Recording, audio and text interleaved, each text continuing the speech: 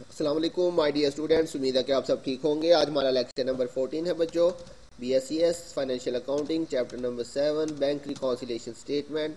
आज के लेक्चर के अंदर बच्चों हम इंशाल्लाह एक्सरसाइज नंबर 12 और 13 सॉल्व करेंगे। इसकी रिक्वायरमेंट सबसे पहले पढ़ लें जी बच्चों। लिखा हुआ प्रिपेयर कंपनीज दिसंबर 31 बैंक रिकॉन्सिलिएशन स्टेटमेंट। जी बच्चों यहाँ पे उसने आपको मेथड मेंशन नहीं किया, लेकिन ऊपर क्वेश्चन में अगर हम पढ़े तो उसने हमें दो बैलेंसेस दिए हुए हैं। एक है जी the cash account.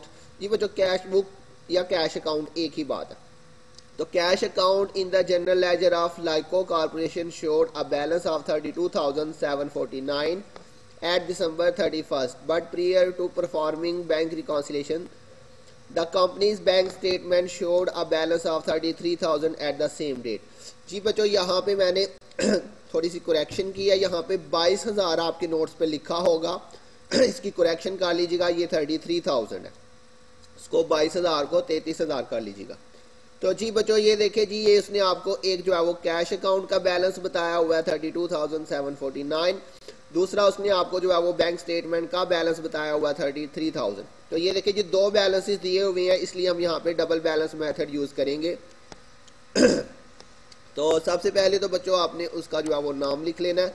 लाइको Corporation bank reconciliation statement, date उसने बताई है 31 दिसंबर। तो यहाँ पे बच्चों आपके पास आ जाएगा बैलेंस। बैलेंस के अंदर बच्चों यहाँ पे उसने जो है वो डॉलर करेंसी दी हुई है, इसलिए जो है मैंने रुपीज की जगह पे डॉलर लिख दिया। तो balance as per cash account लिखा हुआ है, तो ये हमारा बच्चों डेबिट बैलेंस होगा। कितना था ये बच्चों देखे लिखा हुआ जी cash account in general ledger of Lyco Corporation showed a balance. तो balance as per cash account या balance as per cash book 32,749। ये हमारा बच्चों डेबिट बैलेंस होगा 32,749। और balance as per bank statement दिया हुआ था क्रेडिट बैलेंस 33,000। ये मैंने आपको बताया, इसकी करेक्शन कर लीजिएगा अपने नोट्स के अंदर। ये बताया हुआ बच्चों company's bank statement showed a balance of 33,000 at the same date. The only reconciling item consisted of number 1 5,000 deposit in transit. तो ये आ जाएगा बच्चों deposit in transit. Deposit in transit जो है ये हमारा बच्चों क्रेडिट होता है, और ये हमारे बैंक कॉलम की एंट्री है। कौन से कॉलम की बच्चों? बैंक कॉलम की। अमाउंट आपके पास है इसकी 5,000। तो मैंने आपको टोटल यहाँ पे 6 एंट्रियाँ बताई थी, उनमें से ये भी एक एंट्री है डिपॉजिट इन ट्रांजिट वाली। तो ये हमारे बैंक कॉलम की एंट्री है, ये बच्चों आपने याद की होंगी। उसके बाद बच्चों नंबर 2 पे कह रहा है जी बैंक सर्विस चार्जेस 200। तो बैंक सर्विस चार्जेस ये हमारा बच्चों क्रेडिट होता है, और ये हमारी बच्चों जो है वो कैश कॉलम की एंट्री है बैंक सर्विस चार्जेस 200। उसके बाद नेक्स्ट है बच्चों आउटस्टैंडिंग चेक टोटल 9,000। तो आउटस्टैंडिंग चेक ये बच्चों हमारा डेबिट होता है, टोटल 9,000 इसकी वैल्यू है। और उसके बाद बच्चों नेक्स्ट उसने आपको बताया हुआ है नंबर 4 पे 3,000 चेक मार्क्ड एनएस। अच्छा बच्चों चेक के स्पेलिंग CHEC के चेक भी लिखता है। ये असल में मैंने फॉरेन जो ऑथर है उसकी बुक से लिया हुआ है। तो फॉरेन ऑथर में जो है वो उसने CHEC के चेक लिखा हुआ है। तो बच्चों ये भी चेक के स्पेलिंग है, और जो हम पहले यूज़ करते थे वो भी चेक के स्पेलिंग यूज़ हो सकती हैं। तो जी बच्चों लिखा जी 3,000 चेक मार्क्ड NSF। जी बच्चों NSF का मतलब डिसऑनर्ड चेक। ये एब्रीविएशन है बच्चों किसी चीज़ की। N का मतलब नॉन, S मतलब सॉफिशिएंट, F मतलब फंड, नॉन सॉफिशिएंट फंड। तो बच्चों जब हमारे बैंक अकाउंट के अंदर फंड जो है वो नॉन सॉफिशिएंट हो, तो उसकी वजह से हमारा चेक जो है वो डिसऑनर्ड हो जाता है। तो सिंपली बस आप इतना याद रखिए, जब NSF लिखा होगा इसका मतलब होगा डिसऑनर्ड चेक, और डिसऑनर्ड चेक हमारा क्या होता है बच्चों? क्रेडिट होता है। तो लिखा हुआ जी 3,000 cheque marked NSF from Sesque company one of Lyco's customer. जी बच्चों ये हमारा कस्टमर है, इसकी कंपनी है। तो जी तो ये NSF चेक मतलब डिसऑनर्ड चेक 3,000 यहाँ पे हम लिख लेंगे NSF चेक। और ये बच्चों हमारे कैश कॉलम की एंट्री है 3,000, इसकी अमाउंट है आपके पास। लास्ट एंट्री के अंदर बच्चों उसने बताया हुआ है नंबर 5 पे a cheque return for office supplies in the amount of 1,832। जी बच्चों हमने ऑफिस सप्लाईज परचेज करनी थी, उसके लिए हमने एक चेक इशू किया। रिटर्न किया मतलब इशू किया हमने। ₹1832 का। Recorded by the company's bookkeeper as a debit to office supplies 1283 and credit to cash 1283। जी बच्चों उसने क्या गलती की? गलती उसने क्या की कि 1832 का उसने चेक इशू किया, लेकिन बुक कीपर ने मतलब अकाउंटेंट ने जब उसको अपनी बुक में रिकॉर्ड किया तो बच्चों उसने 1832 की बजाय जो है वो 1283 से इसको रिकॉर्ड किया। ये इससे गलती हो गई है बच्चों। तो अब इस गलती को कैसे ठीक करेंगे, मैं आपको सबसे पहले जो है इसकी करेक्ट एंट्री करके बताता हूँ। जी बच्चों हमने चेक इशू किया, चेक रिटर्न किया मतलब चेक इशू किया, तो इसकी अगर बच्चों हम वर्किंग के तौर पे जनरल एंट्री करके देखें तो एंट्री क्या बनेगी? ऑफिस सप्लाईज आपका डेबिट हो जाएगा, क्योंकि ऑफिस सप्लाईज हम खरीद रहे हैं। कितनी अमाउंट से बच्चों ये आपके पास डेबिट होगा? ये आपका बच्चों डेबिट हो जाएगा 1832 रुपये से, ये होना चाहिए था 1832 से। और क्रेडिट, अच्छा बच्चों हम इसको जब हम चेक इशू करते हैं तो हम बैंक लिखते हैं, लेकिन उसने बच्चों कैश का वर्ड यूज किया हुआ यहाँ पे। तो असल में बच्चों ये फॉरेन ऑथर की बुक से ये मैंने क्वेश्चन लिया, तो फॉरेन ऑथर की जो बुक्स होती हैं वहाँ पे बच्चों वो जब चेक इशू करे या कैश इशू करे तो वो उसको कैश ही कंसीडर करता है। मतलब हम जो है यहाँ पे जब चेक इशू करते हैं हम बैंक लिखते हैं, जब कैश देते हैं तो कैश लिखते हैं। लेकिन फॉरेन ऑथर्स की बुक में क्या होता है, जब वो चेक इशू करता है फिर भी वो कैश लिखता है, और जब वो कैश दे फिर भी वो कैश ही लिखता है। तो असल में यहाँ पे ये जो कैश है ये बैंक की जगह पे इस्तेमाल उसने किया, क्योंकि हमने चेक इशू किया। तो अगर हम अपने तौर पे इसकी एंट्री देखें तो हमारे पास बैंक अकाउंट में क्या होना था? क्रेडिट होना था 1832 के साथ। तो ये यहाँ पे कैश को आप बैंक ही कंसीडर करें। क्लियर बच्चों? बैंक कैश को आपने कैश ही सॉरी कैश जो उसने लिखा हुआ वो असल में बैंक है। तो बच्चों उसने क्या गलती की? उसने 1832 लिखना था, लेकिन उसने लिख कितना दिया? 1283 1283 उसने इतना लिख दिया दोनों साइड पे।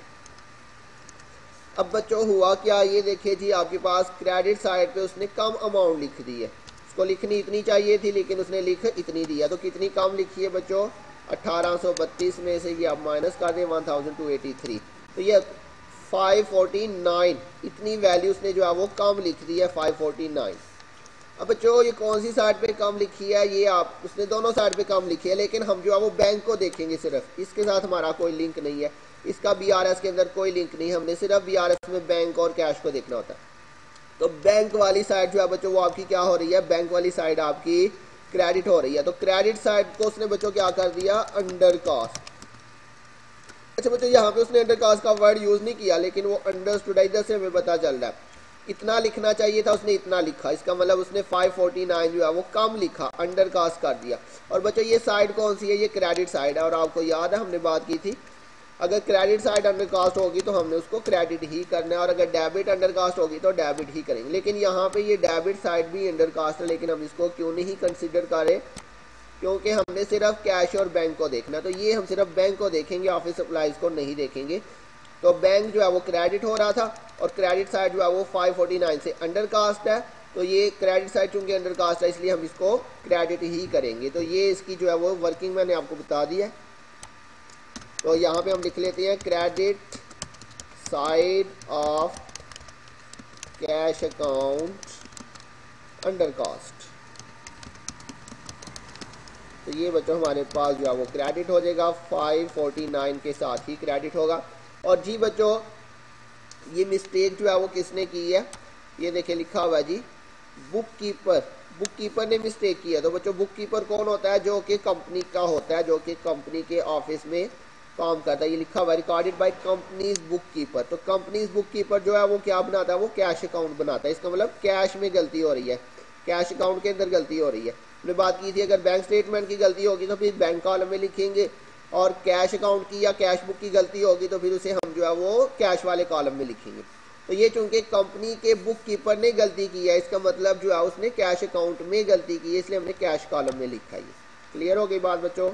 अब इसका जो है वो टोटल कर लेते हैं। ये हमारे पास डेबिट से शुरू हो रहा है तो ये प्लस से शुरू होगा, प्लस लिखने की ज़रूरत नहीं, हम ऐसे ही लिख लेते हैं 32,749। और उसके बाद बच्चों ये आगे तीनों क्रेडिट है तो ये तीनों माइनस हो जाएंगी, इसमें से -200 -3000 और -549, तो ये 29,000 प्लस में आ रहा है बच्चों हमारे पास, तो प्लस में आएगा तो ये हमारा डेबिट बैलेंस जो होगा। उसके बाद बच्चों दूसरी साइड पे आ जाए तो ये क्रेडिट के साथ शुरू हो रहा है, ये माइनस के साथ शुरू करेंगे, -33,000, -5,000 और +9,000। तो ये देखिए जी ये माइनस में आपके पास 29,000 आ रहा है, तो माइनस में आएगा तो हमने इसको यहाँ पे क्या लिख देना बच्चों, क्रेडिट बैलेंस। तो ये हमारा बच्चों क्वेश्चन नंबर 12 था। इसी तरह से बच्चों एक्सरसाइज नंबर 13 है, ये भी हम आज करेंगे। हमारा ये टॉपिक आज क्लियर हो जाएगा हमारा। इसमें लिखा हुआ जी shown below is the information needed to prepare a bank reconciliation statement for One Electric at December 31st। तो इसमें भी बच्चों उसने आपको मेथड नहीं मेंशन किया, लेकिन बैलेंसेस अगर हम देखें उसने आपको दो बैलेंसेस दिए हुए हैं। Eight December 31st cash per bank statement, जी बच्चों ये उसने आपको बैंक स्टेटमेंट का कैश बैलेंस बताया।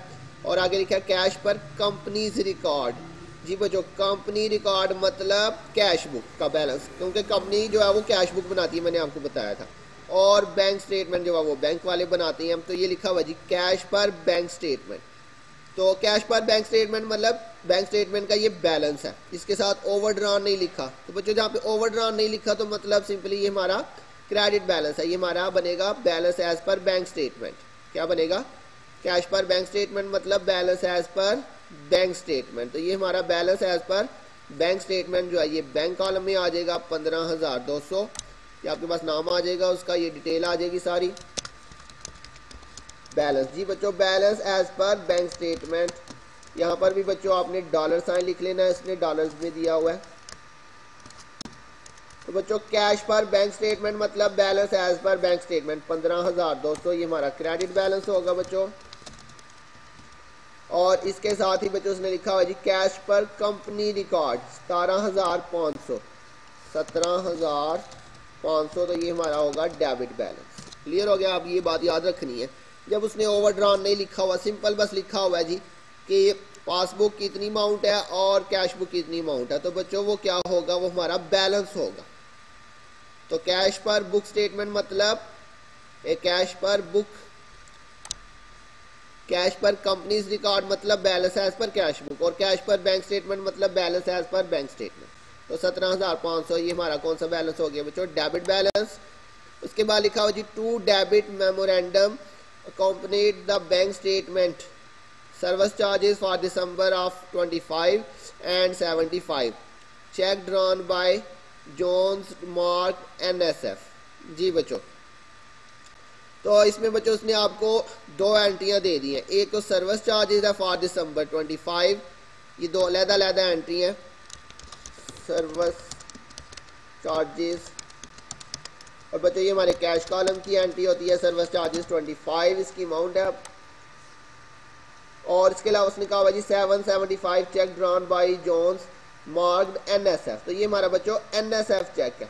तो NSF चेक अभी मैंने आपको बताया ये हमारा डिसऑनर चेक होता है, ये NSF चेक आ जाएगा, ये हमारा क्रेडिट होता है। और बच्चों ये भी हमारे कैश कॉलम की ही एंट्री होती है, अमाउंट है 775।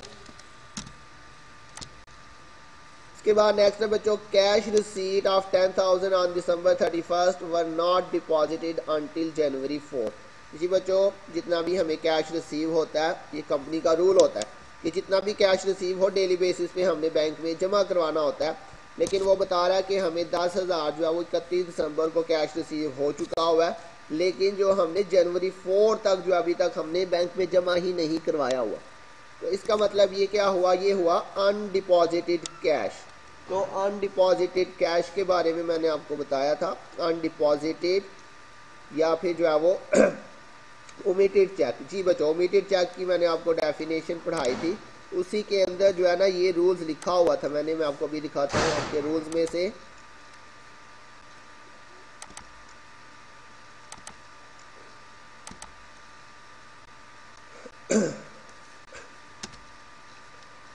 जी बच्चों ये देखिए जी ये ओमिटेड चेक और इसी के साथ यहाँ पे बच्चों लिखा हुआ है अनडिपॉजिटेड कैश। तो अनडिपॉजिटेड कैश जो है ये भी आपका क्या होगा बच्चों, ये भी आपका क्रेडिट होगा। क्लियर हो गया। तो अनडिपॉजिटेड कैश, तो ये लिखा हुआ है कि कैश हमने दिसंबर में रिसीव किया लेकिन जनवरी 4 तक हमने उसे बैंक में जमा ही नहीं करवाया, तो हम 31 दिसंबर को बना रहे हैं, इसका मतलब 31 दिसंबर को ये हमने बैंक में जमा नहीं करवाया, तो ये हमारा अनडिपॉजिटेड कैश होगा, अनडिपॉजिटेड कैश। तो अनडिपॉजिटेड कैश हमारा बच्चों क्या होता है, ये हमारा क्रेडिट होता है, ये ओमिटेड चेक के साथ ही आपको अभी बताया। और ये 6 एंट्रियां बताई थी, उन्हीं में से ये वाली एंट्री भी है, ओमिटेड चेक या अनडिपॉजिटेड। अमाउंट आपके पास है इसकी 10,000। उसके बाद बच्चों लास्ट एंट्री है जी, the following cheques had been issued in December but were not included among the paid cheques. जी बच्चों कह रहा है हमने दिसंबर में चेक इशू किए थे, लेकिन जो चेक पे हो चुके हैं उनमें ये इंक्लूड नहीं है। तो बच्चों मतलब ये अनपेड चेक्स हैं। कौन से चेक हैं? अनपेड। तो अनपेड, आउटस्टैंडिंग, अनप्रेजेंटेड, तो ये बच्चों हमारे डेबिट होते हैं। ये इसने 3 चेक्स बताए हैं। तो बच्चों आगे लिखा हुआ जी return by bank. Return by bank का क्या मतलब है, यहाँ पे मैं आपको ये पॉइंट भी क्लियर कर दूं। बच्चों जब हम किसी को चेक इशू करते हैं, जब वो कैश करवाने बैंक से जाता है, तो बच्चों वो चेक जो है वो बैंक अपने पास रख लेता है, उसके ऊपर बैंक जो है वो रेड पेन के साथ जो है वो लाइन वगैरह लगा के अपने पास रख लेता है। तो जब बच्चों हमने जो है वो बैंक से बैंक स्टेटमेंट लेते हैं, तो अगर हम जो है वो बैंक से डिमांड करें तो बैंक वो सारे चेक जो बैंक ने पे कर दिए हुए हैं वो बैंक हमें वापस कर देता है। जो हमने इशू किए हुए थे वो बैंक के पास सेव होते हैं, बैंक हमें वो चेक वापस कर दे अगर हम बैंक से डिमांड करें। नॉर्मली हम डिमांड नहीं करते तो बैंक हमें पे भी नहीं, वो रिटर्न भी नहीं करता। लेकिन अगर हम बैंक से डिमांड करें तो बैंक हमें वो चेक जो बैंक ने पे कर दिए हुए हैं वो हमें रिटर्न कर देता है। तो ये लिखा हुआ है कि बैंक ने हमें ये चेक जो रिटर्न किए, उनके अंदर ये चेक जो है वो हमने बैंक ने हमें रिटर्न नहीं किए। जी बच्चों बैंक ने क्यों नहीं रिटर्न किए? क्योंकि अभी तक बैंक के पास वो पहुंचे ही नहीं है, लोगों ने जाके बैंक से जो है वो कैश ही नहीं करवाए हुए, मतलब बैंक ने अभी तक उसकी पेमेंट ही नहीं की। तो ये बात लिखी हुई है, the following cheques had been issued in December, हम दिसंबर में इशू कर चुके हैं, but were not included among the paid cheques return by bank. लेकिन जो चेक बैंक ने हमें रिटर्न किए, जो पे हो चुके थे, वो जो बैंक ने हमें रिटर्न किए, उसके अंदर ये वाले चेक जो है ना वो शामिल नहीं थे। तो सिंपल वर्ड्स में बच्चों ये हमारे अनपेड चेक है, अनपेड, आउटस्टैंडिंग, अनप्रेजेंटेड, 3 चेक्स हैं बच्चों। ये चेक नंबर है, इनका आपने कुछ नहीं करना, आपने सिंपली इनके अमाउंट्स को प्लस कर ले, 1000, 3000 और 4500। तो ये टोटल आपके पास कितना बन जाएगा? 8500। तो 8500 से हमने इसको क्या कर देना है? Unpaid cheques. ये हमारे अनपेड चेक्स हैं। इनके अगर आगे आप जो है वो अमाउंट मेंशन करना चाहते हैं तो आप कर सकते हैं, अदरवाइज आप टोटल करके यहाँ पे लिख लें। ये हमारा डेबिट होगा। कितनी इसकी टोटल अमाउंट है बच्चों? 1000, 3000 एंड 4500। तो ये बन गया 8500। क्लियर हो गया बच्चों? अब इसके बाद जो है इसका टोटल कर लेते हैं। ये हमारे पास फर्स्ट जो है वो डेबिट है, तो ये प्लस के साथ शुरू होगा 17,500। इसके बाद ये क्रेडिट है, तो ये माइनस हो जाएगा 25, फिर माइनस 775, तो ये आपके पास 16,700 जो है वो आपके पास डेबिट बैलेंस आ रहा है, प्लस में आ रहा है। उसके बाद इस साइड पे देखें तो ये आपका क्रेडिट के साथ शुरू हो रहा है, तो इसको माइनस के साथ शुरू करेंगे, माइनस 15,200 माइनस 10,000 और जमा 8500। तो क्या किया? 15,200, सॉरी ये माइनस के साथ शुरू हो रहा है, 15,200 फिर माइनस 10,000 और प्लस 8500। तो ये आपके पास 16,700 माइनस में आ रहा है, 16,700। तो ये इसका मतलब आपका क्रेडिट बैलेंस आ। तो जी बच्चों ये हमारे आज के क्वेश्चन थे और ये हमारे टॉपिक जो है वो कंप्लीट हो चुके हैं। आज मैं आपको असाइनमेंट्स भी दूंगा, आपने वो असाइनमेंट जो है वो कंप्लीट कर लेनी है। अगर किसी पॉइंट की समझ नहीं आई बच्चों तो ज़रूर पूछिएगा। अपना ध्यान रखिएगा। बहुत जल्द मिलेंगे नेक्स्ट लेक्चर के साथ। तब तक के लिए अल्लाह हाफिज़।